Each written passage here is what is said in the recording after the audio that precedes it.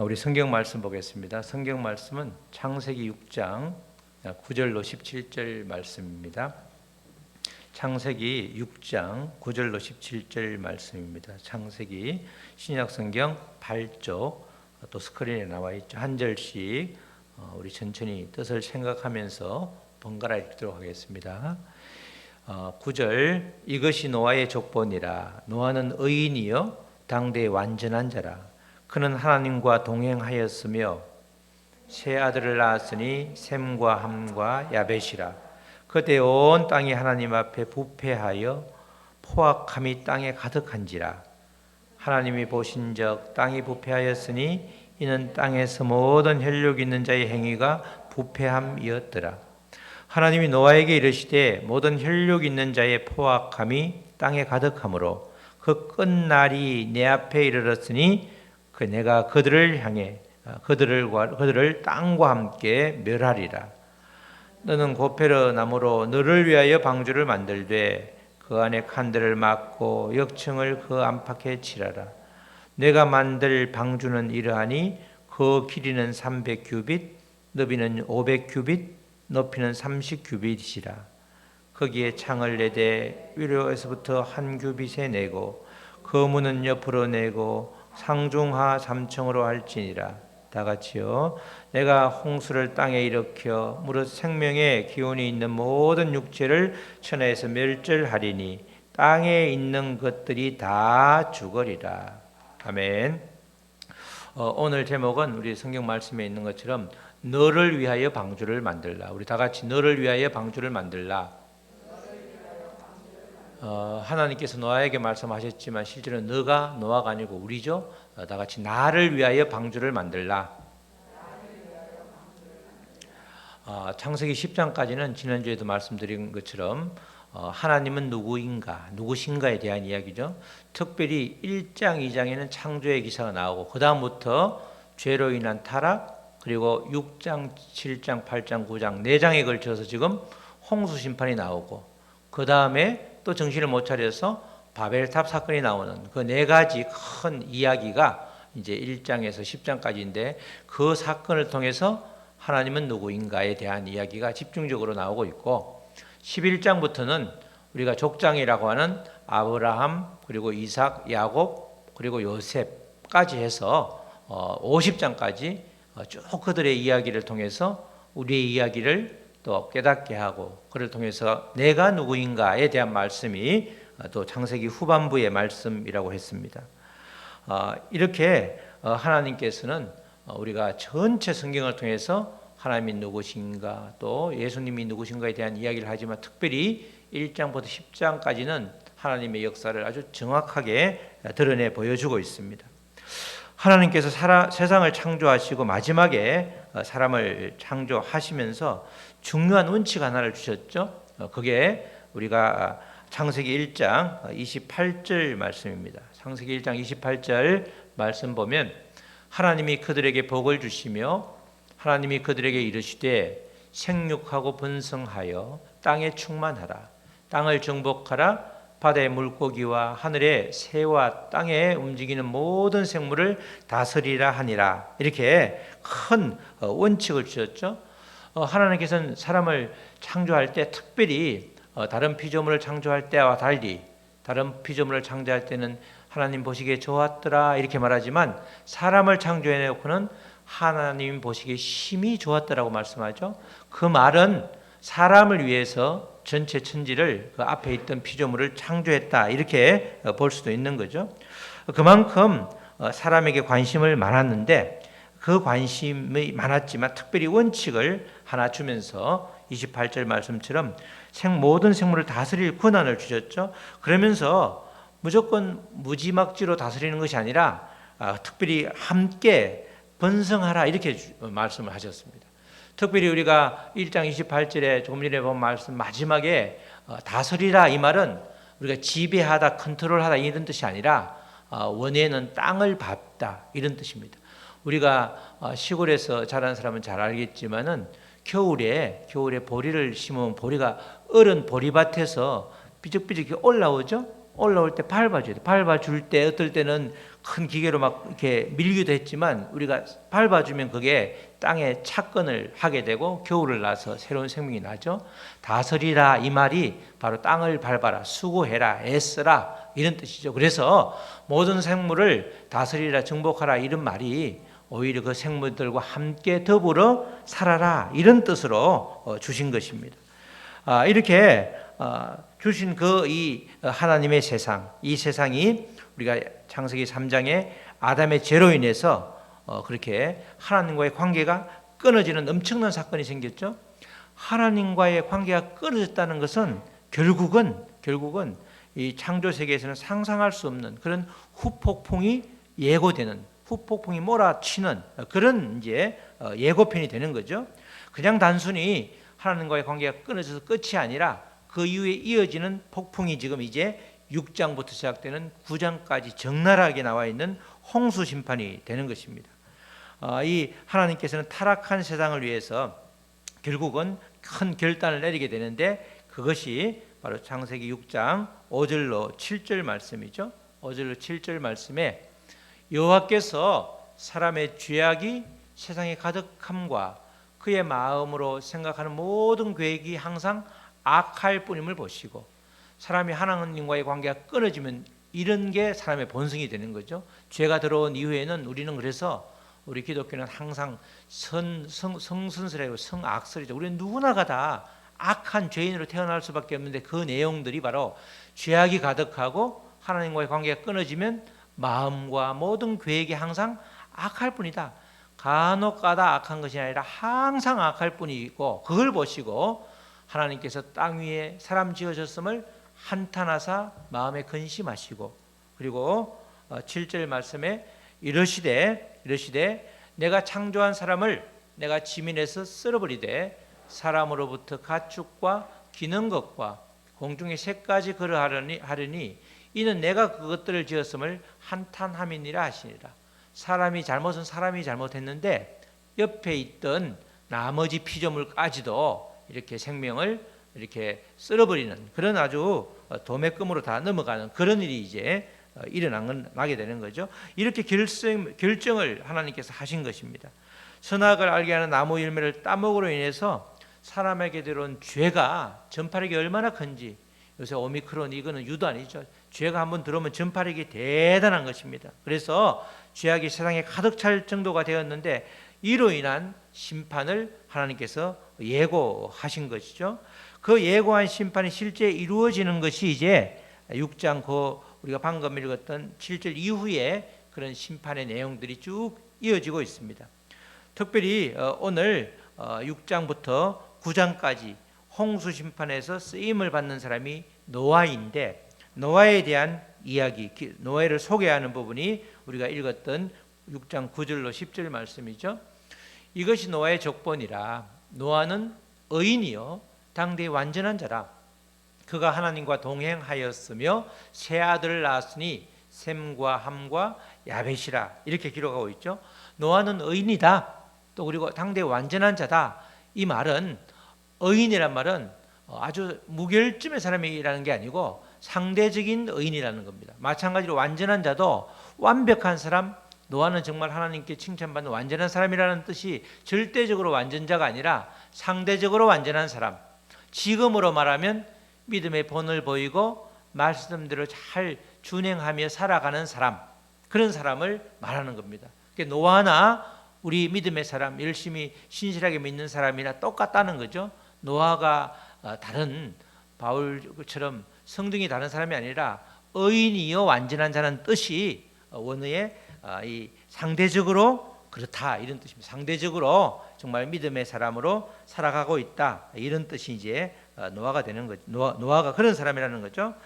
그런데 이런 노아가 하나님과 동행하였다 이렇게 나와 있습니다. 동행이라는 것은 그냥 워킹 위드 갓, 하나님과 같이 걷는 거죠. 우리가 아이들을 데리고 그럴 때도 아이들 우리가 그럴 때 신경이 많이 쓰이는 것은 부모죠. 부모. 아이는 제 갈 길로 가는데 부모가 따라가야 되잖아. 마찬가지로 우리가 동행한다고 하지만 하나님과 함께 걷는다고 하지만 실제로는 하나님이 보살펴 주시는 거죠. 하나님이 보살펴 주시는 것입니다. 그렇게 하나님이 보살펴 주셔서 주신 결과가, 그렇게 하나님이 보살펴 주시고 하나님이 함께 해 주심에 우리가 노아는 그 결과 세 아들을 낳았다 이렇게 되죠. 창세기는 전부 다 하나님과 동행하고 그 다음에 아들 딸을 낳고 100년 200년 수백 년을 살았다 이렇게 나오죠. 바로 앞장 5장에는 에녹 이야기가 나오면서 에녹도 하나님과 동행하였는데 그는 300년을 동행하고 50년 있다 350년을 이 땅에 살다가 그다음에 하나님 품으로 가잖아요. 죽음을 보지 못하고 가는데 이 노아는 그렇게 에녹처럼 가지 않은 이유는 하나님께서 주신 사명이 있기 때문에 사명이 완성되기까지는 그 어느 누구도 하나님이 데려가지 않죠. 정말 사명이라는 게 대단한 겁니다. 우리도 어떨 때 지금은 어느 큰 교회 담임을 하고 계시던데 옛날에 아주 초신자 때 간증을 들었던 그 전도사님이 있는데 그분은 어디에 돈이 큰 땅이 있어서 돈을 받으면 그 돈을 5억씩 1억씩 이렇게 이렇게 양재동 이쪽 주변이 전부 그 비닐밭이었는데 그 가서 1억 줄 테니까 예수 믿으라 이러면서 그렇게라도 해서 예수를 믿게 하겠다고 말씀을 그렇게 하시더라고요. 그러면서 본인이 죽음의 고비를 딱 그렇게 앞두고 있을 때 내일 모레 내가 어디를 가야 되니까 하나님 그때까지는 저를 살려주시라고 그렇게 해서 쭉 이렇게 붙잡고 결국은 하나님께서 다 죽는다는 사람이 살아났는 그런 간증을 들은 적이 한 30년 전에 있었는데 그걸 차치하고라도 사명을 다하면 가는 게 사명을 다하면 하나님께 부르시는 게 당연한 것입니다. 그래서 이 노아는 아직 사명을 다하지 않았기 때문에 사명을 하는 다시 말해서 방주를 만드는 그런 지금 사명을 받는 그런 장면이 나오게 되는 거죠. 특별히 우리가 읽었던 6장 말씀에서 이 노아는 그런 사람이었는데 노아가 살던 당대의 상황을 정확하게 말해주고 있죠. 부패하고 포악하다 이렇게 말합니다. 6장 11절에서 13절 말씀인데 여기는 부패하단 말이 3번 나오고 그리고 포악하단 말이 한 번 나오고 마지막에는 멸하신다는 말이 한 번 나오죠. 포악, 멸하신다, 부패하단 말은 전부 원어로 같은 말입니다. 같은 말이 2번, 3번 반복되면 심각하다는 것이죠. 11절에 그때에 노아가 지금 하나님과 동행하면서 살 때에 온 땅이 하나님 앞에 부패하여 포악함이 땅에 가득한지라 하나님이 보신즉 땅이 부패하였으니 이는 땅에서 모든 혈육 있는 자의 행위가 부패함이었더라. 하나님이 노아에게 이르시되 모든 혈육 있는 자의 포악함이 땅에 가득하므로 그 끝날이 내 앞에 이르렀으니 내가 그들을 땅과 함께 멸하리라 이렇게 말씀하죠. 같은 말이 계속해서 반복되고 있는데 그만큼 부패함이 아주 충일하다는 뜻입니다. 오늘 말씀을 보면 이렇게 멸하는 이유가 분명히 나와 있죠. 우리가 성경책 창세기 쭉 읽어보면 하나님이 이 땅을 노아 홍수 심판을 통해서 멸하는 이유로 다른 것이 나와 있지 않죠. 음란하기 때문에 또는 다른 타락해서 이렇게 말이 나와 있지 않고 뭐라고 나와 있죠? 부패해서 포악해서 부패함과 포악함이 땅을 멸하는 아주 결정적인 원인이 되는 겁니다. 정확하게 기록을 하고 있죠. 그래서 부패함으로 인해 사실은 부패라는 것은 생명이 없을 때 일어나는 거죠. 우리가 음식이 부패하는 거지 음식이 이렇게 꽃도 아름다워 보이지만 뿌리가 잘린 것이 나중에 가만히 있으면 썩잖아요. 그렇게 썩는 것처럼 이렇게 생명이 없으면 썩는데 지금 부패함으로 내버려 둬도 우리가 읽었던 말씀은 그대로 멸망한다는 겁니다. 굳이 하나님이 심판하지 않아도 그렇게 될 수밖에 없는 게 그 당시의 세상이라는 겁니다. 그래서 부패하고 포악하고 부패해서 멸하게 된다 이 말은 하나님이 개입하지 않으셔도 멸망할 수밖에 없는 그런 상황이 벌어지고 있다는 거죠. 그리고 사람이 이게 부패한 것은 죄로 인해서 하나님과 관계가 단절되니까 생명이 공급되지 않으니까 부패하는 겁니다. 생명이 공급되면 부패할 수가 없는 거죠. 생명이 공급되면 우리가 살아있는 생물은 사람이고 누구고 부패할 수가 없는 겁니다. 살짝 상처가 나고 그 부분이 이렇게 아플 수는 있지만 사람이 바로 이렇게 시체가 되면 사람이 바로 생명이 떠나면 며칠 있으면 다 부패하고 없잖아요. 생명이 있으면 절대로 부패할 수 없는데 사람은 죄로 인해서 하나님과 단절된 순간부터 부패하기 시작했다. 이렇게 말씀할 수 있죠. 하나님으로부터 나오는 생명이 끊어지면 누구나가 다 부패할 수 있는 것입니다. 그렇기 때문에 사람은 이제 하나님과의 관계가 끊어진 3장 이후에서는 부패할 수밖에 없는 존재가 되어버렸다. 이렇게 우리가 말할 수 있는 것입니다. 이렇게 부패하다 보니까 이제 포악하게 되는 거죠. 포악해지면 상대방에게 하나님이 준 형상을 전혀 발견할 수 없게 되고, 그러니까 강한 자가 약한 자를 괴롭히게 되는 거죠. 학교에서 아이들이 왕따 시키는 것도 마찬가지죠. 그 왕따 시키는 이유가 별로 없습니다. 하니까 재미있어서 시킨다고 그러고 전혀 그렇게 근거가 합리적인 이유가 전혀 없이 그렇게 하는 것이 전부 다 포악함의 대표적인 예가 되는 거죠. 하나님의 형상을 상대방에게서 발견하게 되면 그렇게 될 수가 없는 것입니다. 부패해지니까 포악하게 되고, 포악해진다는 말은 그렇게 생명이 끊어졌기 때문에 생명을 발견할 수 없는, 나에게도 발견할 수 없고 다른 사람에게서도 있는 생명을 볼 수 없는 그런 상황이 이제 벌어지기 때문에 바로 하나님께서 늘 연약한 자를 도우라고 하는, 또 연약한 자를 돌보라고 하는 그런 명령에 절대적으로 위반이 되는 거죠. 이것을 베드로 전서에서는 이렇게 표현을 하고 있습니다. 하나님께 복종하지 않는 전형적인 모습이 바로 부패와 포악인데, 이 모습을 베드로 전서에서는 이렇게 말하죠. 20절에 베드로 전서 3장 20절 말씀에 그들은 전에 노아의 날 방주를 준비할 동안 하나님이 오래 참고 기다리실 때에, 하나님이 참 오래 참으시죠. 기다리실 때에 복종하지 아니하던 자들이라. 이게 복종하지 아니한 게 죄라는 거죠. 방주에서 물로 말미암아 구원을 얻은 자가 몇 명뿐이니 노아의 가족 8명밖에 없더라. 여기서 말씀할 때 복종하지 아니하는 자들, 결국 하나님께 복종하지 않는 것이 바로 전형적인 모습이 부패와 포악이요, 복종하지 않는 것이 바로 그런 것입니다. 하나님께 복종하지 않는 것이 가장 큰 것이, 복종하지 않는 것의 가장 큰 예가 바로 부패, 포악이 바로 하나님이 복종하지 않는 모습 그대로라는 겁니다. 이로 인해서 피조물은 가만히 두어도 멸망할 수밖에 없었다. 그렇게 이야기하는 거죠. 그렇기 때문에 하나님이 방주라는 것은 심판을 위해서 홍수를 내렸지만 사실은 하나님이 가만히 내어버려도 전부 다 멸절할 수밖에 없는 그 상황에서 하나님이 특별히 기회를 준 거죠. 은혜를 베풀어 주신 것입니다. 방주까지 만들게 함으로써 다시 한번 하나님께로 돌아올 기회를 준 것입니다. 하나님은 끊임없이 하나님께 돌아오면 모든 죄를 용서해 주시죠. 예수 그리스도로 인해서 우리의 죄를 덜쳐보는 것이 아니라 죄를 묻어버리고 닦아버리고 물로 씻어주시기 때문에 하나님은 돌아오기만 하면 그 다음에는 이후 여하를 불문하고 묻지 않으시는 거죠. 그러나 그 죄에 대한 대가는 반드시 치를 수밖에 없는, 죄는 용서해 주지만 대가는 치르는 그런 일을 우리가 보게 되는 것입니다. 하나님께로 돌아올 기회를 주는 장면이 바로 방주를 만드는 장면인데, 방주를 만들라는 명령인데 창세기 6장 14절 말씀이죠. 14절 말씀을 다 같이 다시 한번 읽겠습니다. 시작. 너는 고페르 나무로 너를 위하여 방주를 만들되 그 안에 칸들을 막고 역청을 그 안팎에 칠하라. 하나님을 위하여도 아니고 다른 사람을 위하여도 아니고 너와 너를 위해서, 다시 말해서 우리 자신을 위해서 방주를 만들라 이렇게 말하죠.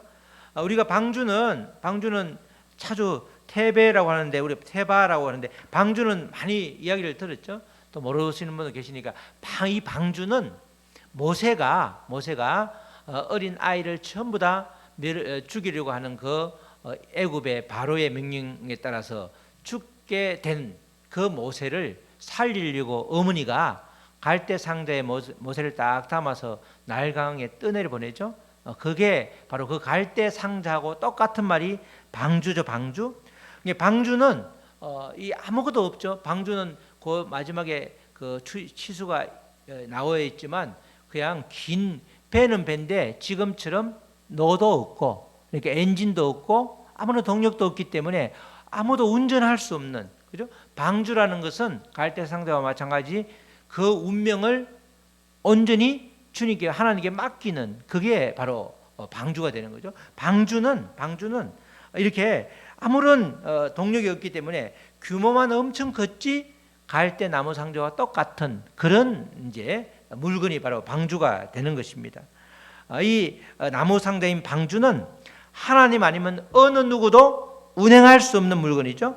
하나님이 친히 운행하는 것이 방주이기 때문에 우리는 방주를 만들라고 그러면 만들고 또 그리고 들어오라고 그러면 들어가고 이렇게 하나님이 운행하는 방주, 하나님이 책임져 주는 방주, 그 방주를 만들라는 것입니다.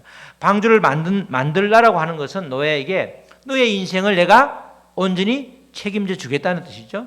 마찬가지로 우리도 우리를 위하여 방주를 만드는 것은 하나님께서 이제부터는 모든 것을 주님께 맡기고 하나님께 맡기고 하나님이 운행하심에 온전히 순종만 하겠습니다. 그 결단이 방주를 만드는 겁니다. 이 본문 말씀에서 너는 당연히 노아지만 결국 믿음의 사람들인 우리들을 말하는 것입니다. 우리들을 각자를 위하여 방주를 만들라. 결국 하나님께 순종하면 모든 것을 책임져 주신다. 그 전부 다 멸할 수밖에 없는 그 상황에서 결국은 방주를 만들므로써 순종함으로써 방주에 올라타고 수날 결국 올라가서 내리기까지 1년 이상이 걸렸지만 그 과정에서 온전히 살려주는 그런 역사를 하고 있죠. 이 노아가 그렇게 방주를 뚝딱뚝딱 만드는 것이 아니라 무려 120년 동안 만들었기 때문에 노아뿐만 아니라 다른 사람도 얼마든지 구원의 기회가 있었죠. 늘 하나님은 구원의 기회를 주십니다. 우리가 구약 성서의 17권의 예언서를 통해서도 동일한 주제죠. 하나님께 돌아오라. 너무 멀리 가도 돌아오면 된다. 방향만 맞으면 언젠가는 돌아오니까 어떤 사람은 하루 만에 돌아올 수 있지만 어떤 사람은 너무 멀리 가서 일주일, 열흘, 한 달, 1년이 걸려도 돌아오면 용서해 주시겠다는 거죠. 마찬가지로 노아만을 위해서 탁 살려주는 것이 아니라 다른 사람도 노아가 만들 때 120년 동안 그 시간 동안에 관심을 가지고 노아에게 또 물어보고 노아의 일을 돕고 이랬으면 다 구원을 받았겠죠. 하나님은 늘 가혹하리만치 성경책에는 그렇게 아주 절대적으로 엄한 분처럼 보이지만 항상 기회를 주시는 겁니다. 느긋하게 기다려 주시고 돌아오고 또 늦었다 하더라도 돌아오면 용서해 주시는 구원해 주시는 그런 분이 바로 하나님이시죠. 바로 이렇게 노아는 하나님께 순종하면서 복종하면서 그렇게 방주를 만들 때에 하나님을 온전히 모든 인생을 자기의 인생을 맡겼고 또 그렇게 자기가 구원받음으로 인해서 자기가 구원받은 것을 또 전할 수 있는 그런 기회를 주신 거죠. 우리에게 그렇게 주시는 거죠. 하나님께서 우리에게 방주를 우리가 만들 때 순종함으로 나아갈 때에 하나님이 전적으로 책임져 주심을 믿을 때에 또 그 구원의 감격을 누릴 때에 우리가 그 구원의 감격을 다른 사람에게 전할 수 있는 것입니다. 하나님께서는 너를 위해서 방주를 만들라 그 말씀으로 그친 것이 아니라 정확하게 또 치수를 알려주셨습니다. 창세기 6장 15절에 16절인데 이게 보통 한 규빗 그러면 이제 여기서 여기까지인데 어른들 기준으로 하면 이게 대충 45cm, 50cm 정도 되기 때문에 어림잡아서 50cm라고 그러면 300규빗 그러면 150m 절반으로 너비가 50규빗 그러면 25m 높이는 15m 이렇게 되는 거죠. 이렇게 되는데 이 원래 배 전문가들에 의하면 이렇게 길이가 300이고 너비가 50이잖아요. 길이는 너비의 이 폭의 5, 6배 정도가 가장 안전하고 또 길이가 높이의 10배 정도면 가장 안전하다고 그럽니다. 배 공학상, 조선 공학상. 그러니까 하나님께서 완벽하게 배를 안전하게는 만들어 주셨는데 왜냐하면 그 창수가 내렸을 때 큰 비가 내렸을 때 이리저리 흔들리지도 넘어지지 않도록 만들어 넣으셨는데 키를 또 운행할 수 있는 노를 전혀 주지 않았기 때문에 또 문을 닫아놨기 때문에 하나님이 온전히 이제 운행하는 거죠. 이렇게 안전하게 배를 만들라고 치수를 말씀해 주셨고 16절에는 거기에 창을 내되 위에서부터 한 규빗에 내고 그 문은 옆으로 내고 상중하 3층으로 할지라 정확하게 그 치수를 알려주셨습니다. 이렇게 방주를 만들라 그렇게 해서 만든 그 다음에 이후의 작업. 하나님은 방주를 만들면 운행해 주시고 전 과정을 책임져 주시지만 방주를 구체적으로 만드는 것, 14절에 칸을 만들고 역청을 바르고 지금처럼 이렇게 구체적으로 만드는 것은 우리들이 해야 되는 몫이죠. 우리가 가만히 이제 우리가 가끔 오해하는 경우가 많은데 하나님을 믿으면 하나님이 다 해주실 거야 이렇게 말하고 그냥 가만히 있으면 안 되는 거죠. 우리는 주신 사명을 잘 감당해야 되는 겁니다. 우리는 각자 맡은 몫을 잘 책임지고 해야 되는 거죠. 이걸 가만히 있으면 하나님이 책임져 준다고 아무것도 하지 않으면 전혀 그것은 하나님의 일하심과 전혀 맞지 않는 거죠. 방주를 만들라 그렇게 말한 것이 아니고 방주를 만들되 이렇게 만들어라. 구체적인 치수를 주는 것은 만들라, 직접 만들으라는 거잖아요. 그냥 방주를 만들라라고 하면 어떻게 만들는지 모르니까 이렇게 치수를 만들고 이렇게 만들고 그렇게 만들라 이렇게 말하죠. 나중에는 배를 띄우라 소리도 안 하시잖아요. 가만히 산중턱에 만들어 놓은 배가 물이 뜨니까 쭉 그냥 물이 많이 비가 내니까 자동으로 떴잖아. 그러면서 운행했잖아요. 그리고 마음대로 움직인 것이 아니라 하나님께서 일일이 간섭하시고 개입하시고 보셨잖아요. 그걸 나중에 이제 8장에서 하나님께서 기억하셨다는 말은 자카르란 말이 그런 말인데 계속해서 하나님께서 개입하시고 눈을 한 번도 떼지 않고 끝까지 쳐다보는 게 하나님의 기억이라고 그랬잖아요. 마찬가지 이런 것 때문에 하나님께서는 이 방주를 만들 때 구체적인 치수를 말해주고 또 실제로 만들게 함으로써 우리로 하여금 이 땅의 사명을 감당하게 함으로써 하나님은 일을 하신 것입니다. 우리 사랑하는 성도 여러분, 하나님은 우리네 인생을 전적으로 책임져 주십니다. 방주는 친히 하나님이 운행하기 때문에 우리가 방주를 운행할 필요는 전혀 없는 것이죠. 우리가 방주를 운행하다가 항상 하나님이 하셔야 될 방주를 내가 운행하다가 사단이 나는 거잖아요. 모든 일이 그르쳐지는 게 그렇게 하나님이 하실 일에 내가 떡 앉아 있으니까 일이 풀어지지가 않는 거죠.